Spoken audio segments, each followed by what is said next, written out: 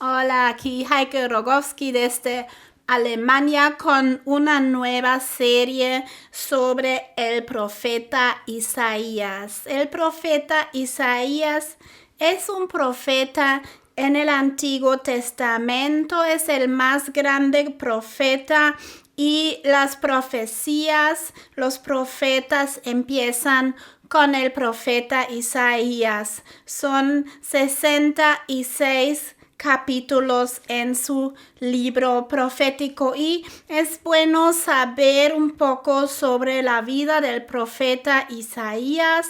Isaías era casado con una mujer que también era una profeta. Entonces las dos tenían la misma profesión y tenían 2 hijos que tienen nombres muy raros, así que no sabes qué nombre dar a tu hijo recién nacido. Aquí tienes 2 ideas, ¿verdad? Pero realmente los nombres de sus hijos son verdades bíblicas que vamos a descubrir, tienen que ver con la vida espiritual de Israel. Y el primer hijo se llama Sher Yashub. Sher Yashub significa el resto se queda. El pequeño resto que se va a quedar es el resto de Israel que va a creer en el Mesías, en Yeshua HaMesías como su Señor y Salvador. Esto es el nombre de uno. Y el segundo, y voy a ver si lo pronuncio bien porque es complicado, el segundo hijo se llama Maher Shalal Hashbash. Y esto significa que tiene que ver con robar rápido y tiene que ver con el rey de Asiria que va a venir y robar todo al pueblo de Israel, porque en el tiempo de Isaías, el profeta Isaías profetiza desde el exilio de Asiria. Están en Asiria en cautiverio, en esclavitud los judíos cuando aparece Isaías, y vamos a ver su llamado, su visión que recibe Isaías en Isaías 6 del 1 al 5. Y no voy a analizar todos los capítulos en Isaías, sino los más importantes, los que yo considero más importantes, los que me han llamado la atención. Lo vamos a analizar y así saltar algunos capítulos. Entonces vemos Isaías 6 del 1 al 5. Dice así: en el año que murió el rey Uzías, vi yo al Señor Dios sentado sobre un trono alto y sublime, y sus faldas llenaban el templo. Qué bonito que Isaías puede ver directamente a Dios, y nos dice que en el año que murió el rey Uzías, por encima de él habían serafines, cada uno tenía 6 alas, con 2 cubrían sus rostros y con 2 cubrían sus pies y con 2 volaban. Estos seres que aparecen aquí con 6 alas realmente están escritas en la Biblia muchas veces, y se usa la palabra querubín y serafín así y así, es decir, no son ángeles que tienen 2 alas, sino son seres que tienen estos 6 alas, y en otros pasajes de la Biblia son también representados como querubines, por ejemplo, en el libro de Apocalipsis. Y el uno al otro daba voces diciendo: Santo, Santo, Santo, Jehová de los ejércitos, toda la tierra está llena de su gloria. Y puede ser una canción bonita algo bonito que donde alabamos a Dios y le hacemos grande, y eso es lo que hacen los ángeles, alaban a Dios y le hacen grande. Y los quiciales de las puertas se estremecieron con la voz del que clamaba y la casa se llenó de humo. Ahora tú preguntas qué significa este humo, y el humo lo encontramos en la Arca de Alianza y el primer templo de Salomón, y se llama en hebreo Sheshina, y Sheshina es la presencia de Dios que mora en el templo. De hecho, en el segundo templo ya no aparece la Sheshina, la presencia de Dios se ha ido, pero eso tiene que ver con el lugar santísimo, el lugar donde vive Dios. Entonces, ahí Isaías experimenta la Sheshina, la presencia de Dios, aunque en aquel tiempo no había un templo. Entonces dijo: ay de mí que soy muerto, porque siendo hombre inmundo de labios y habitando en medio de pueblo que tiene labios inmundos, han visto mis ojos el Rey Jehová de los ejércitos. Cuando cae la presencia de Dios sobre Isaías, él se siente como: soy muerto, no soy digno de estar en la presencia de Dios. Yo soy hombre pecador y Dios es todo santo. Y esta experiencia que ha tenido con Dios en el capítulo 6, la vemos también con otras personas que han tenido una experiencia de la presencia de Dios en el Antiguo y en el Nuevo Testamento, como por ejemplo Juan, que escribió Apocalipsis en la isla de Patmos. Ahí aparece la grandeza y la presencia de Dios, y también él cae sobre sus pies como muerto por estar tan maravillado de la presencia de Dios. También lo vemos en Ezequiel 2:1, se cae al suelo y adora a Dios cuando recibe la presencia de Dios en su vida. Y lo vemos también con Pablo, que se convirtió de Saulo a Pablo y cae de su caballo y adora a Dios en el camino a Damasco. Entonces, la presencia de Dios, la Sheshina, no es nada nuevo, sino lo vemos muy a menudo en la Biblia. Es normal que Dios interviene y dice y habla al pueblo de Israel a través de Isaías. Y sigue en el versículo 33, que por fe... ahora te pregunto, es una cosa que se me olvidó. Isaías, según las leyendas judías, él muere, y su muerte, no, el libro de Isaías no habla nada sobre su muerte, pero la leyenda judía dice que él huye, se esconde en un árbol que está vacío y fue aserrado de los enemigos que le perseguían. Ahora tú dices, ¿dónde está esto en la Biblia? Y vamos a Hebreos 11 del versículo 33.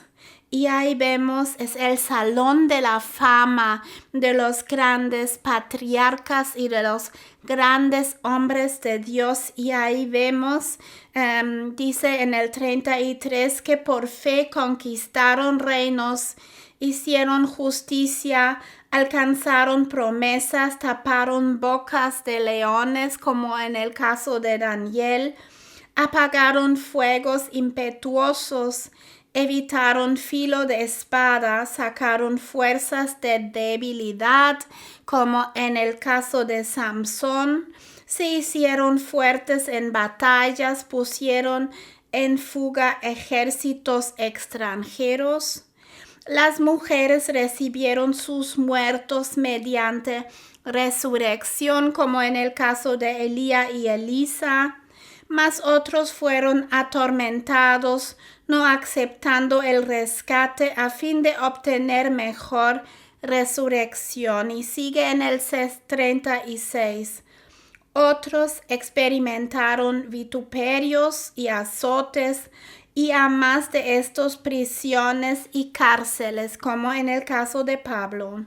Fueron apedreados, acerados, ahí está en el caso de Isaías, puestos a prueba, muertos a filo de espada, anduvieron de acá por allá cubiertos de pieles de ovejas y de cabras, como en el caso de Juan el que bautiza.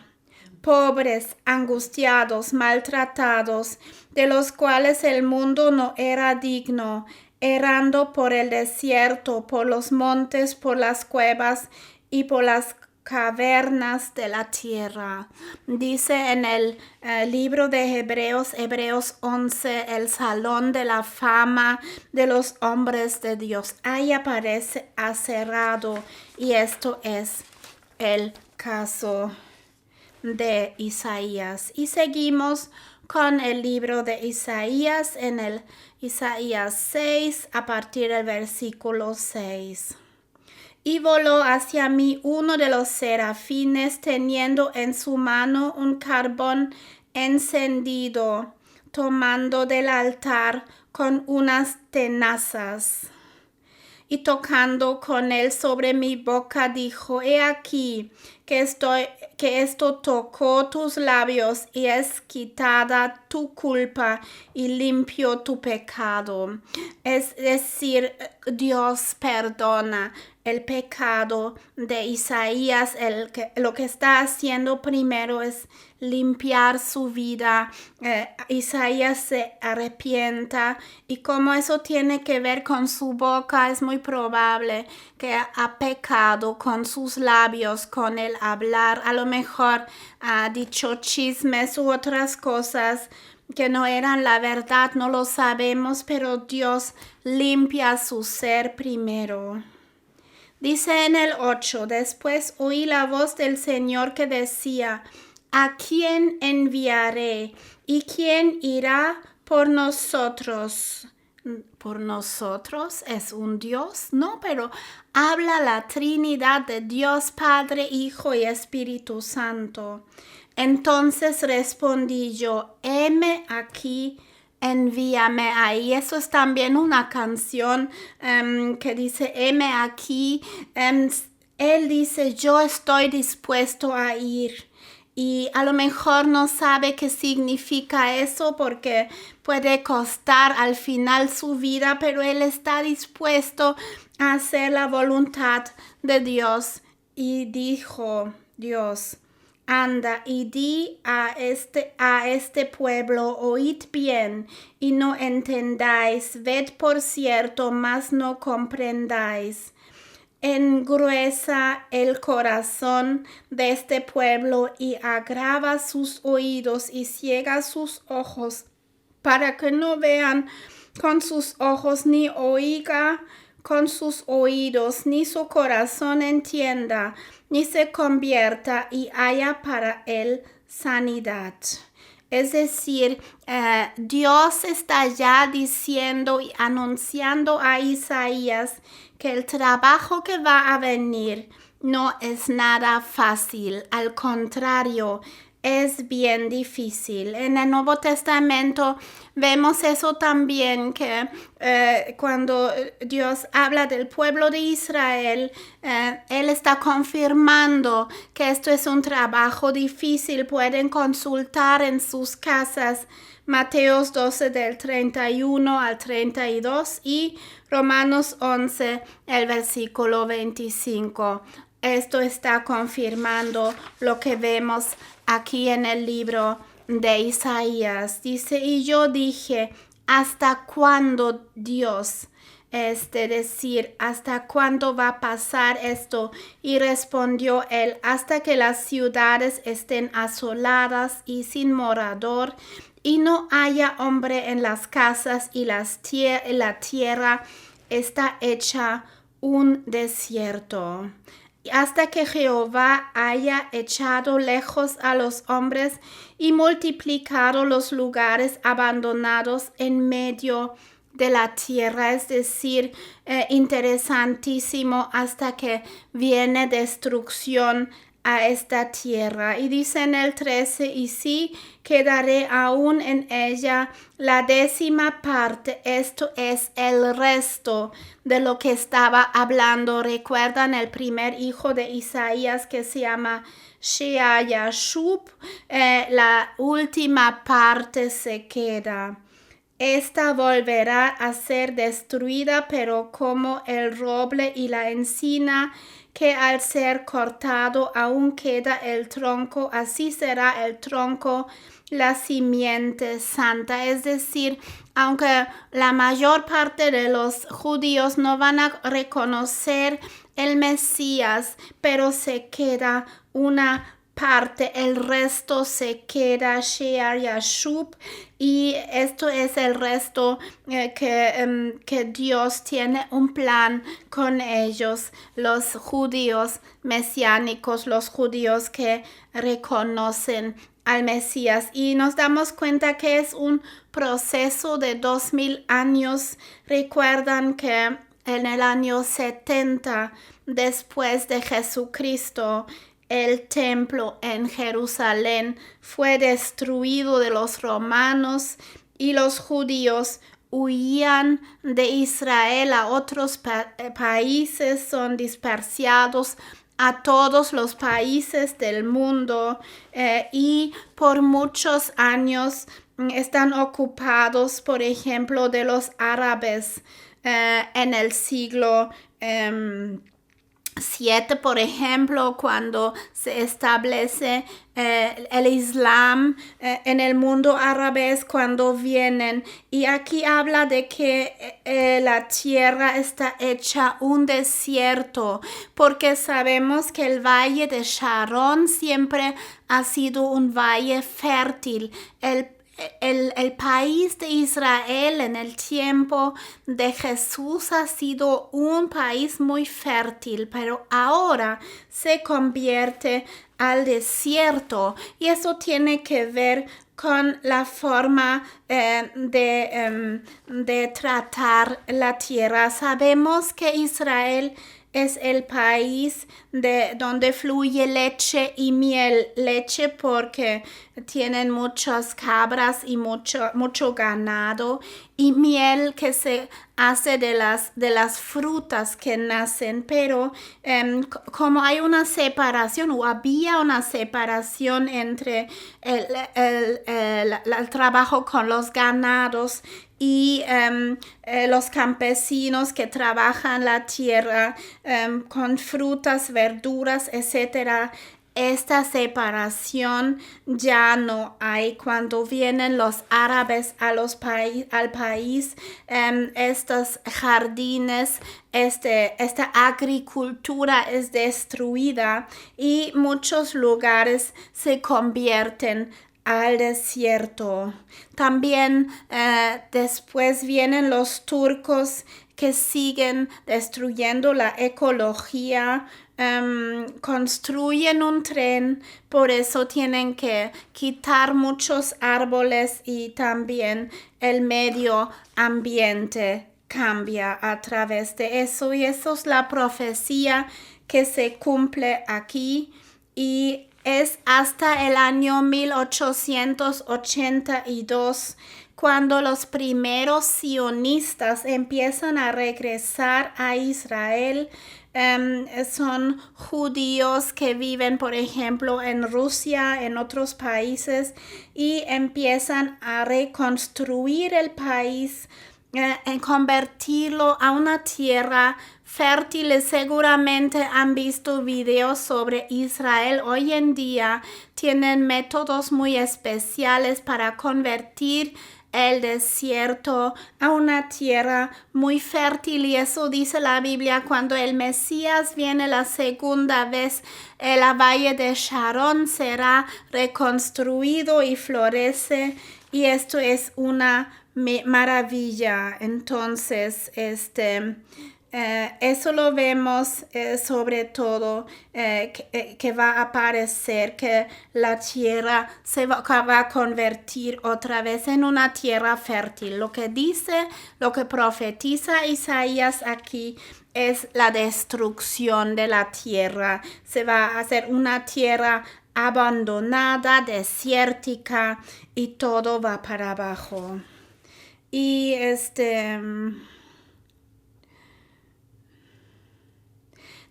tampoco vamos a ver crecer el vino en Israel. Israel es conocido por su vino, pero cuando vienen los musulmanes a ocupar el país, sabemos cómo no tocan vino, entonces ya no siguen las agriculturas y los crecer el vino en esta tierra. Vemos en Mateos 11, el versículo 25, dice: en aquel tiempo, respondiendo Jesús dijo: te alabo,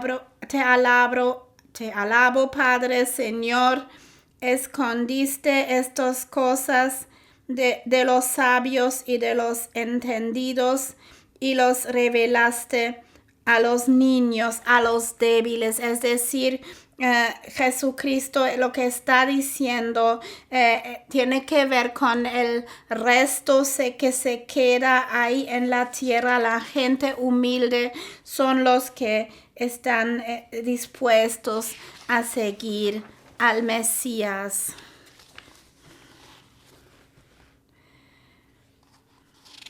Y sigo con el capítulo 9, el inicio del capítulo 9, porque las profecías del profeta Isaías se refieren al tiempo de Isaías en el exilio con los asirios. Se refiere al tiempo de Jesús, y ahí vemos una profecía sobre el nacimiento y el reinado del Mesías, y se refiere también a la segunda venida de Cristo. Y dice aquí en el capítulo 9, mas no habrá siempre oscuridad para la que está ahora en angustia, tal como la aflicción que le vino en el tiempo que livianamente tocaron la primera vez a la tierra de Zabulón y la tierra de Naftalí. Son tribus de Israel que están en la región de Galilea. Pues al final llenará de gloria el camino del mar de aquel lado del Jordán en Galilea de los gentiles. Esto está describiendo la vía maris, un camino, una ruta de comerciantes entre Egipto y el norte de Mesopotamia, que hoy en día es Irak. Están describiendo esta ruta comercial, ruta de comercio, y dice que no habrá más oscuridad para los que andan en angustia. Y el pueblo que anda en tinieblas vio gran luz. Y sabemos quién es esta luz. Esta luz es el Mesías, Yeshua HaMashiach. Los que moraban en tierra de sombra de muerte, luz resplandeció sobre ellos. Multiplicaste la gente y aumentaste la alegría. Se alegrarán delante de ti como se alegran en la siega, como se gozan cuando reparten despojos. Esto es una fiesta. Un tiempo se cumplió cuando el Mesías nace, porque tú quebraste su pesado yugo y la barra de su hombro y el cetro de su opresor. como en el día de Madián. Es decir, cuando viene el Mesías nos va a liberar de toda la carga que llevamos, va a liberar el pueblo de Israel de toda la carga de la ley y va a cumplir la ley por el amor. Y eso es increíble cuando vemos a Jesucristo en el Nuevo Testamento cumplir la ley por el amor. Increíble lo que hace. Tú dices, ¿cómo es posible que valiente no nada más romper con las cosas del Antiguo Testamento, pero sobre todo cumplirlos? Porque donde hay amor, las cosas fluyen automáticamente. Fíjate, un padre que dice a una hija, tienes que amar a este hombre, pero la chica no está enamorada, aunque es un mandamiento de Dios, no puede hacerlo. Pero fíjate que el mismo papá dice esto a su hija ya enamorada, dice, tienes que amar a este hombre, y ella dice, por supuesto, me gusta, me fluye, es automático, ya estoy enamorada. Y así es cuando cumplimos los mandamientos de Dios, porque hemos recibido su amor. Es que queremos cumplir con esto. No es nada pesado, no es un pesado yugo la vara del hombro, sino se hace automáticamente, fluye automáticamente. Y así tiene que ser en la vida espiritual. Las cosas tienen que nacer por el amor a Cristo, porque entendemos el amor de Dios para nosotros, de Cristo para nosotros. Y dice en Juan 3:16 que Dios amó tanto a este mundo que mandó a su Hijo unigénito para salvar al mundo. Y si entendemos esto, las cosas van a fluir automáticamente. Dice en el 5, porque todo calzado que lleva el guerrero en el tumulto de la batalla y todo manto revolcada en sangre será quemado pasto del fuego. Porque un niño nos es nacido, por supuesto, es Jesús. Hijo nos es dado, y el principado sobre su hombro, es decir, no nosotros tenemos que llevar las cosas pesadas sobre nuestros hombros, sino echar nuestras preocupaciones a Cristo, que murió por nosotros y ya llevó todo, ya clavó todo en la cruz del Calvario. Y por esto se llamará su nombre Admirable Consejero. Y ahora vienen 4 nombres dobles que representan a Jesucristo, que acaba de nacer como admirable consejero. Cristo es mi consejero. Es admirable porque los consejos que me da son perfectos. Y si tú necesitas consejo, puedes recibirlo de un pastor, de un líder, de un amigo, pero también lo puedes recibir directamente de Jesucristo. Dice Dios fuerte, es Dios fuerte, no es un padre débil que está mirándote y dices, pobre, ay, qué pobre yo. No, es un Dios fuerte que interviene y cambia tu situación. Para Él nada es imposible. Padre eterno. Y para los musulmanes, llamar a Dios Padre es blasfemia, pero es nuestro Padre eterno, porque la palabra Padre representa confianza, intimidad. Dios quiere ser íntimo contigo. Dice, derrama tu corazón delante de mí. Tú me puedes decir todo. Deja suelto las cosas pesadas y lo voy a cambiar a algo. En Padre bueno, el Padre eterno siempre está a nuestro lado y jamás nos va a dejar. Y dice también el príncipe de paz, que trae paz en la tormenta, que te tranquiliza porque tú sabes que Dios te puede guiar y Él al final y al cabo se soluciona la situación por su poder. Y sigo en el versículo 7. Lo dilatado de su imperio y la paz no tendrá límite sobre el trono de David y sobre su reino, disponiéndolo y confirmándolo en juicio y en justicia desde ahora y para siempre. Da una perspectiva hasta la eternidad. Dice, lo que había en el paraíso, paz, ¿verdad? El imperio de la paz.